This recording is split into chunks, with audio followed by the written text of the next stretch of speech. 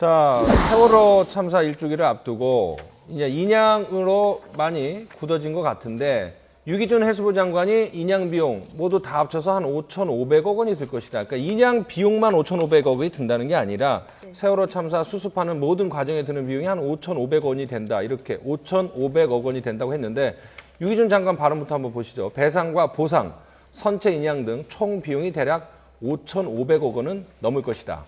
그리고 인양 찬성 여론이 높아서 자신이 앞서 발언한 여론조사를 좀 해서 결정하겠다. 이건 더 이상 이제는 시효가 없다. 뭐 이런 얘기를 했습니다. 먼저 5,500억 원 내역을 어떻게 좀 설명을 해 주실 수 있을까요? 지금까지 1,800억 원 정도가 들었다고 나와 있고요. 앞으로 3,700억 정도가 더 들 거라고 이제 예상이 되고 있는데 3,700억 가운데서는 얼마 전에 왜 그 희생자들 배상 보상 그 기준이 마련됐었죠. 그 비용이 한 1,400억 원 정도 되고요. 지금 인양을 전제로 한다면 인양 비용이 한 2,000억 원. 그 외에 무슨 생활자금 지원금이라든지 이런 것들 추가로 한 300억 원에서 토탈 5,500억 원이 정도가 이제 든다고 예상이 되고 있습니다. 자, 황 교수님은 이런 흐름에 대해서 어떻게 보고 계세요? 예, 좀 이제 먼저 그 해수부 장관이 네. 저렇게 여론조사 할 필요도 없다라고 한 3일 만에 번복할 일을 3일 전에 뭘라고 그 여론조사를 하겠다라고 이야기했는지가 좀 이 뭐라고 합니까? 행정부의 신뢰성을 저하시키는 그렇죠. 부분을 갖다 스스로 했다 이렇게 봅니다. 예. 그다음에 여기서 우리가 하나 짚어야 될 것은요. 5,500억이 들어가는데 뭐 저거 인양하다 보면 인양은 절대로 뜻대로 스케줄대로 되지 않습니다. 그러다 보면 인양 비용이 많게는 1조까지도 나올 수 있다라는 이야기도 나오고 있어요. 그래서 이런 상황에서 이제 대통령이 이야기를 하셨으니까 인양을 하게 될 겁니다. 그것도 이제 이 기술 검사도 4월 말이나 5월 초에 놓은다 그러다가 또 4월 말이나 5월 초에 놓은다 그러면 4.29 재보선 끝나가지고 선거 이기고 나면 또 안 하지 않겠냐라는 오해를 사는 것 같으니까 지금 빨리 하라고 이렇게 독촉을 하는 것 같아요. 그리고 뭐 4월 16일 세월호 1주기 참사 1주기 전에 인양을 하겠다라고 정부가 발표하는 것이 좋지 않겠느냐. 이왕이면 해줄 거 다 해주고 또 4월 16일까지 그거 발표 안 하면 4월 16일 날 세월호 1주기가 됐는데 정부는 인양을 갖다 한다라는 명확한 말을 하지 않으면서 실질적으로 이 희생자들 가슴에 대못을 받고 있다라고 해가지고 또 난리가 날 거 아닙니까? 그러니까 뭐 어차피 맞을 매 4월 16일 이전에 발표할 가능성이 저는 매우 크다고 보고 있어요. 여기서 이제 우리가 하나가 생각해야 될 부분은 결국 여기 인양 비용이 2천억이 들든 1조가 들든 이것은 한국 사회가 이 갈등을 수습하지 못하는 부분 때문에 이거 들어가야 될 어떤 대가라고 봅니다. 예를 들어서 이 에스토니아호가 침몰됐을 때 뭐 스웨덴이나 주변국들은 결국은 유가족들의 항의가 있었습니다만은 수중 묘지를 하기로 하고 인양이 사실상으로 불가능하고 천문학적인 비용이 들고 그때 한 850명 정도를 찾지 못했어요. 시신을 한 1,000명 정도 돌아가셨는데 그래서 수중 묘지를 하는 쪽으로 결정을 했고 미국도 뭐 2차 대전 때 그 진주만 기습을 당했던 미주리오도 수중 묘지로 했지 않습니까? 그런데 그런 어떤 성숙한 사회에서는 갈등의 부분에 있어서 당사자가 항의하더라도 여론이 형성되면 그 여론대로 가는데 한국은 그러지 못한 사회 아닙니까? 그렇기 때문에 성숙하지 못한 사회에서 사회적 참사조차도 이념 갈등으로 가는 한국 현실에서 치러야 될 비용이라고 저는 보고 있고요. 그다음에 여기서 중요한 것은 이 사건의 이 초기에 뭐라고 했습니까? 유병헌 일가로부터 가압류나 추징해서 다 받아내겠다고 큰 소리 쳤지 않습니까? 정부 기관은요. 지금 어떻게 됐습니까? 유병헌 일가로부터요. 제가 장담하는데 500억도 못 받아낼 겁니다. 지금 뭐 은행의 우선순위 또 이미 뭐 매각했고 3자 차명에다가 유병헌법은 유병헌이 없는 유병헌법이 됐죠. 붕어빵에는 붕어가 없는 것처럼요. 그래서 유병헌이 죽고 난 다음에 유병헌에 대한 판결문조차도 만들지 못해서 이제는 그 유병헌이 이 친인척이나 측근한테 다 숨겨놓은 재산을 찾을 수도 없게 됐고 이미 매각까지 다 되고 있습니다. 그래서 이런 상황에서 쓸데없는 유병헌법을 만들어가지고 한 거라든지 또 유병헌 같이 대량 인명살상을 자행한 기업가에만 한정한다 해서 김우중 씨 같이 20조 안 낸 사람도 적용시킬 수 있는 그런 어떤 법도 안 만들어 버렸어요. 그래서 국회의원들이요. 욕 안 먹으려고 그냥 유병헌법 하나 해서 세월호 특별법과 아울러서 2개 패키지로 통과시키고 국민들한테 상한 끝 이런 거 아닙니까? 그래서 지금 와서 저 돈은요. 생짜로 국민들 혈세로 물어내야 될 돈이 됐습니다. 최소 5천억 이상을요.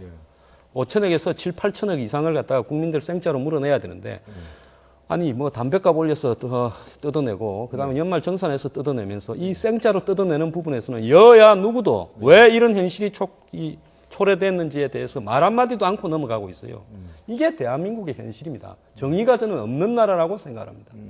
뭐 사실 인양 문제는 유족들이 적극적으로 요구를 하고 있고 진상 규명을 위해서도 필요하다는 상당히 민감한 문제고 이제 정부도 인양 쪽으로 기울어졌는데 황 교수님은 어쨌든 우리가 갈등을 제대로 봉합을 못한 그런 측면 때문에 기인했다라고 하는데 이동영 작가님 어떻게 생각하세요? 갈등을 봉합하기 위해서라도 인양을 해야 되는 거죠. 그러니까 인양을 하지 않고 네. 저희 계속 저 서해 바다에 잠겨놓으면 또 저 9명이라는 실종자가 또 아직 있지 않습니까? 네. 그렇지 않고 계속해서 잠겨놓으면 네. 사고 원인도 못 밝힐 것이고 박근혜 정부 끝나고 그 이후에도 계속해서 이 문제는 끝까지 논란과 갈등을 불러일으킬 것이다. 네. 그래서 그 갈등을 봉합하는 측면에서도 네. 반드시 저는 인양해야 된다 그렇게 생각이 들고요. 예. 또 일단은 해수부 장관이 그 여론조사 그리고 말을 하는 것 자체는 잘못된 것이죠. 뭐 정부 정책하는데 뭐 다 그럼 세월 여론조사할 것 같으면 대통령을 왜 뽑고 국회의원을 왜 뽑고 장관을 왜 임명을 하겠습니까? 네. 그러니까 이거는 해서는 안 될 말이었다 그렇게 보고 그 세월호 인양 비용을 뭐 5,500억이다 이렇게 이야기하면 좀 오해 소지가 있습니다. 그러니까 인양 자체에만 그렇게 많은 돈이 들어간다 이렇게 생각할 수 있거든요. 네. 인양 비용과 뭐 배보상 금액이랑 이건 다르게 가야 되는 거죠. 네. 그러니까 실질적으로 인양 같은 경우에 지금 뭐 최소한 900억에서 한 최대 2,000억 네. 이 정도 지금 이야기가 나오고 있거든요. 네. 뭐 더 될 수도 있고 덜 될 수도 있겠죠. 그건 우리가 알 수가 없습니다만은 그런 그 비용보다도 예. 더 중요한 것은 세월의 진실을 알리는 거고 왜 침몰했는지 알아야 될 거 아닙니까? 예. 생태 같은 200명, 300명의 사람들이 우리 국민들이 사망을 했는데 예. 원인조차 모른다면 문제가 있는 것이죠. 예. 그 당연히 알아야 되기 때문에 인양을 해야 된다. 저는 그렇게 생각합니다. 자, 어제 세월호 이준석 선장에 대한 2심 공판이 있었는데 검찰은 1심에 이어서 2심에서도 이제 사형을 구형하지 않았습니까? 근데 1심에서 이제 재판부가 36년형을 선고를 했는데 왜 이렇게 온도차라고 해야 되나? 구형량과 선고량은 왜 다를 수 있을까요? 먼저 뭐 1심에서는 검찰이 먼저 살인죄로 예. 뭐 미필적 고의에 의한 부작위 살인죄에서 살인죄로 첫 번째를 했고요. 예. 그 외에 특가법상 뭐 도주선박죄 그것도 안 되면은 유기치사상죄로 이제 공소 제기를 했고 사형을 구형을 했는데 네. 법원에서는 앞에 말했던 살인 고의 인정하지 않았고요. 또 이 특가법상 도주선박도 이렇게 뭐 선박끼리 충돌한 경우가 아니라서 그것도 인정을 안 하고 결국 마지막에 유기치사상 네. 거기에 선언법까지 유죄로 해서 36년을 선고를 했죠. 지금 검찰에서는 이제 항소심에서도 똑같이 이 살인을 계속 주장하고 있는 건데요. 네. 글쎄요, 좀 조심스럽게 예상을 해보자면은 이 고의 인정하는 게 살인 고의 인정하는 게 이 검찰에서 주장하는 거는 구조할 수 있었는데 구조하지 않았다라는 거거든요. 그러니까 선장이 쉽게 퇴선하라는 명령을 내릴 수 있었는데 퇴선하지 않고 그때 당시의 마음이 이 사람들은 이 학생들이나 다른 희생자들이 죽어도 괜찮다라고 이제 생각하고 퇴선을 한 것이다라고 해서 살인을 계속 주장하고 있는데 조심스럽게 예상하기로는 1심에서 법원이 이 살인 고의를 인정하지 않았기 때문에 2심에서도 이제 특별히 다른 그 사실이 나오지 않는 이상은 그대로 유기치사상죄로 되지 않을까 하고 예상을 해봅니다. 자, 이제 재판장하고 이준석 선장하고 문답이 있었는데 어떤 대화 나누는지 한번 보도록 하겠습니다. 자, 탈출 때 선원들이 승객 얘기를 했냐라고 재판장이 물었더니 전혀 하지 않았다. 그랬더니 재판장이 다시 한번 묻습니다. 당신 가족이 탑승했다면 어떻게 했겠나? 그랬더니 이준석 선장이 생각이 났을 것이다 이렇게 대답을 했는데 저것이 죄책감을 지우기 위해서 재판장이 물어봤을 것 같지는 않고 형량하는데 좀 참고 자료일 거로 하는데 형량을 그 참고 자료로 하고 네.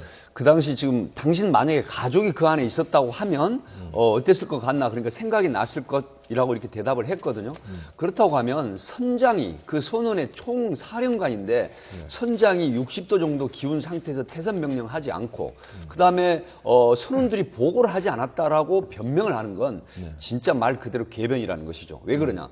선장이라고 하는 건 선체가 60도 정도 기울면 본인이 퇴선 명령을 반드시 해야 되고 그다음에 어떤 조치를 가감하게 내려야 되는 이런 상태인데 그러함에도 불구하고 퇴선 명령이라든가 이런 걸 하지 않고 조치를 하지 않은 상태에서 가장 먼저 선원들과 함께 자기 동료 그 쿠쿠가 상처를 입고 쓰러져 있음에도 불구하고 그걸 그대로 본청만청 내버려 둔 채로 선원들하고 선장만 제일 먼저 탈출을 했다고 하는 부분은 이게 검찰에서 뭐 유기치사 아니라 사실 그 살인죄로 기소를 하는 또 재판이 받아들여져서 살인죄로 형량이 선고돼야 되는 그런 당위성이 좀 있다고 보거든요. 그래서 지금 재판장께서는 아주 적절하게 저 신문을 하셨다 이렇게 생각이 됩니다.